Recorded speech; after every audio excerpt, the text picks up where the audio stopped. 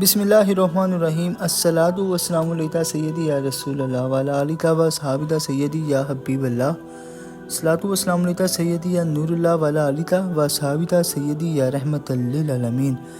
بسم اللہ الرحمن الرحیم. حضرت زینب رضی اللہ عنہ صحابیوں میں سب سے بڑی تھی. 62 سے 10 سال پہلے جب حضور کی عمر مبارک 30 سال کی تھی پیدا ہوئی. ان کی شادی ان کے خالازاد بھائی ابوالعاص بن ربیعہ سے ہوئی. ابوالعاص حضرت خدیجہ کبریٰ کی بہن حالت بطن سے تھے. حضور اقدس نے حضرت خدیجہ کبریٰ کے کہنے سے ان کا نکاح 62 سے پہلے حضرت زینب سے کر دیا تھا. جب حضور انور کو منصب رسالت عطا ہوا تو حضرت خدیجہ اور آپ کی صاحبزادیاں آپ پر ایمان نہیں مگر ابوالعاص شرک پر قائم رہا. اسی طرح حضور اقدس نے 62 سے پہلے اپنی صاحبزادی رقیہ کا نکاح عتبہ بن ابی لہب سے اور کلثوم کا نکاح عتیبہ بن ابی لہب سے کر دیا تھا. جب حضور نے تبلیغ کا کام شروع کیا تو قریش نے آپس میں کہا کہ محمد کی بیٹیاں چھوڑ دو اور ان کو اس طرح تکلیف پہنچاؤ. چنانچہ وہ ابوالعاص سے کہنے لگے کہ تو زینب کو طلاق دے دے، ہم تیرا نکاح قریش کی جس لڑکی سے تو چاہے کرا دیتے ہیں. ابوالعاص نے انکار کیا مگر ابو لہب کے بیٹوں نے حضرت رقیہ و کلثوم کو ہم بستری سے بیشتر طلاق دے دی. اگرچہ اسلام نے حضرت زینب و ابوالعاص میں تفریق کر دی تھی مگر مسلمانوں کے ضعف کے سبب سے عمل درآمد نہ ہو سکا، یہاں تک کہ ہجرت وقوع میں آئی. جب قریش جنگ بدر کے لیے آئے تو ابوالعاص بھی ان کے ساتھ آئے اور گرفتار ہو گئے. حضرت زینب نے ان کے بھائی عمر کے ہاتھ مکہ سے ان کا فدیہ بھیجا جس میں وہ ہار بھی تھا جو حضرت خدیجہ کبریٰ نے حضرت زینب کو پہنا کر اپنے پہل ابوالعاص کے ہاں بھیجا تھا. جب حضور نے اس ہار کو دیکھا تو آپ پر نہایت رقت طاری ہوئی اور حضرت خدیجہ کبریٰ کا زمانہ یاد آ گیا. حضور کے ارشاد سے صحابہ کرام نے فدیہ واپس کر دیا اور ابوالعاص کو بھی چھوڑ دیا. حضور نے ابوالعاص سے وعدہ لیا کہ مکہ جا کر حضرت زینب کو مدینہ بھیج دیں گے.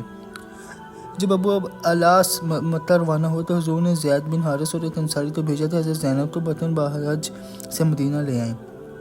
ابوالعاص نے مکہ میں پہنچ کر رفاع وعدہ کیا اور حضرت زینب سے کہہ دیا کہ تم اپنے والد کے ہاں چلی جاؤ. حضرت زینب نے چپتے سفر کی تیاری کر لی. ابوالعاص کے بھائی کنانہ نے ان کو اونٹ پر سوار کر لیا اور تیر و کمان لے کر دین کے وطن روانہ ہوا.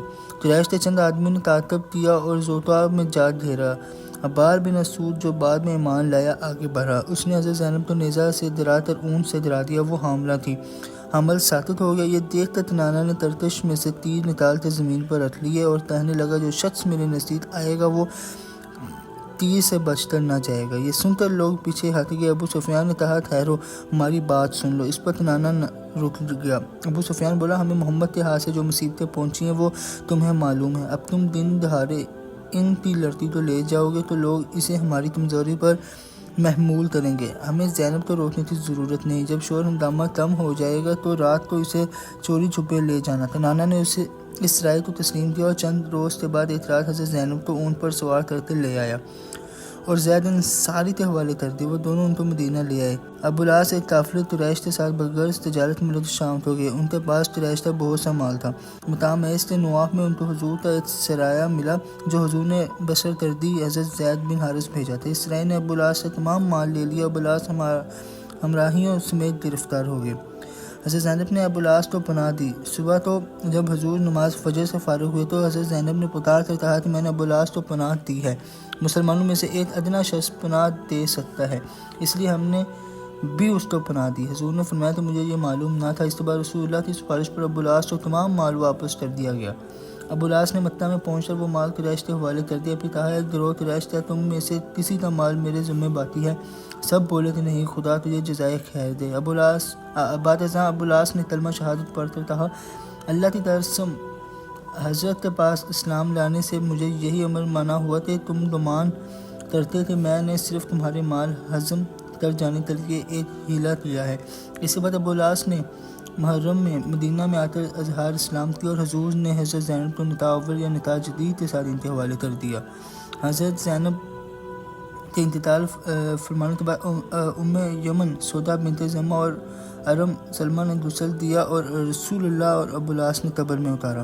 حضرت زینب کی اولاد ایک لڑکا علی نام اور ایک لڑکی امامہ تھی. حضرت علی نے اپنی والدہ ماجدہ کی زندگی میں چھوٹی عمر میں قریب فلوغ کے وفات پائی. ابن اسا کر کہتے ہیں کہ بعض اہل نسب نے ذکر کیا ہے تو وہ جنگ یرموک میں شہید ہوئے۔ حضور کو امامہ سے بڑی محبت تھی، نماز میں بھی ان کو اپنے کندھے پر رکھ لیتے، جب رکوع کرتے تو اتار دیتے اور جب سجدہ سے سر اٹھاتے تو پھر سوار کر لیتے۔ ایک دفعہ نجاشی نے حضور اقدس کی خدمت میں ایک ہیلا بھیجا جس میں ایک سونے کی انگوٹھی تھی۔ انگوٹھی کا نگینہ حبشی تھا۔ حضور اقدس نے وہ انگوٹھی امامہ کو عطا فرمائی۔ حضرت عائشہ صدیقہ بیان فرماتی تھے، ایک روز کسی نے حضور اقدس کی خدمت میں ہدیہ بھیجا جس میں سے ایک زرین ہار تھا۔ ازواج مطہرات سب ایک مکان میں جمع تھے۔ امامہ مکان کے ایک گوشے میں مٹی سے کھیل رہی تھی۔ حضور نے ہم سب سے پوچھا کہ یہ ہار کیسا ہے؟ ہم نے عرض کیا کہ اس سے خوبصورت و عجیب ہار ہمارے دیکھنے میں نہیں ہے۔ آپ نے فرمایا کہ میں اسے اپنے محبوب ترین اہل کو دوں گا، ازواج مطہرات سمجھیں کہ عائشہ کو ملے گا، مگر حضور نے امامہ کو بلایا اور اپنے دست مبارک سے وہ ہار ان کے گلے میں ڈال دیا۔